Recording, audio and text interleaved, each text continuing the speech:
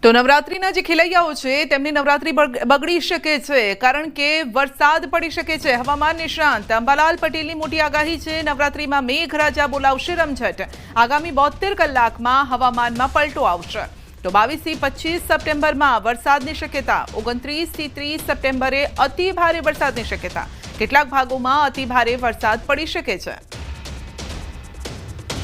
નવરાત્રી અંગે જોવા જઈએ તો પણ હવામાનમાં પલટો આવશે અને નવરાત્રિની શરૂઆતમાં વરસાદ થવાની શક્યતા છે કોઈ ભાગમાં, પરંતુ તારીખ 25મી સપ્ટેમ્બરે પણ હવામાનમાં પલટો આવશે અને તારીખ 29 થી 3 સપ્ટેમ્બરમાં રાજ્યના ઘણા ભાગોમાં ભારે વરસાદ થવાની શક્યતા છે। કેટલાક ભાગોમાં અતિ ભારે વરસાદ થવાની શક્યતા રહેશે। તો ગુજરાત પર વરસાદી સિસ્ટમનો ખતરો છે। બંગાળની ખાડીમાં સક્રિય છે સિસ્ટમ। વરસાદી સિસ્ટમ ગુજરાતના વાતાવરણમાં અસર કરશે। કેટલાક ભાગોમાં ભારે વરસાદ થઈ શકે છે। બંગાળ ઉપસાગરની સિસ્ટમ અને અરબ સાગરનો ભેજ, અરબ સાગરની સિસ્ટમ રાજ્યના ઘણા ભાગોમાં ભારે વરસાદ, કોઈ ભાગમાં અતિ ભારે વરસાદ લઈને આવી રહ્યું હોય તેમ જણાય છે। તો દક્ષિણ ગુજરાતમાં મોટો ખતરો મંડરાયો છે।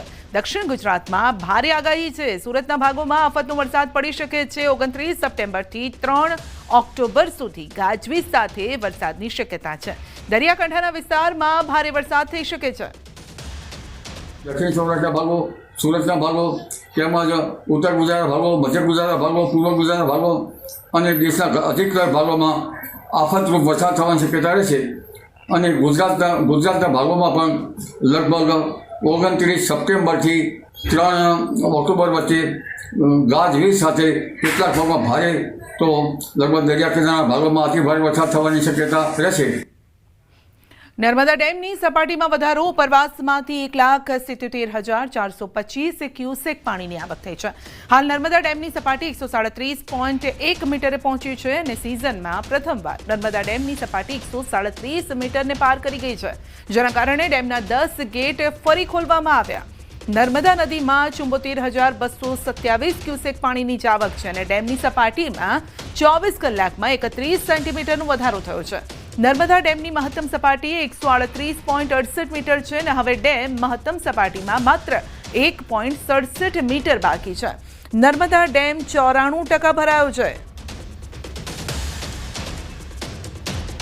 ઉત્તર પ્રદેશના મથુરાના સદર બજાર પોલીસ સ્ટેશન વિસ્તારમાં એક મહિલાએ હાઈ વોલ્ટેજ ડ્રામા શરૂ કર્યો।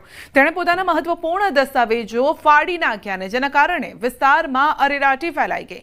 લોકોએ પોલીસને જાણ કરી। માહિતી મળતા જ પોલીસે પહોંચી અને મહિલાને સમજાવવાનો પ્રયત્ન કર્યો, પરંતુ મહિલાનો હોબાળો ચાલુ રહ્યો। પૂછપરછ દરમિયાન તેણે ખુલાસો કર્યો કે તેના પરિવારના સભ્યો તેના દુશ્મન બની ગયા છે અને જેનાથી તેના જીવન સંપત્તિને ખતરો છે, જેના કારણે તેણે ગુપ્ત રીતે વૃંદાવન આવી હતી તે અને મહિલાનો આરોપ છે કે તેના પતિની સાથે તેના ભાઈઓ પણ તેની પાછળ છે। તેને તેનાથી ખતરો છે અને તેઓ તેનો પીછો કરી રહ્યા છે। ઘણી મહેનત સમજાવટ પછી પોલીસે મહિલાને પોતાની કસ્ટડીમાં લીધી અને આ મામલાની તપાસ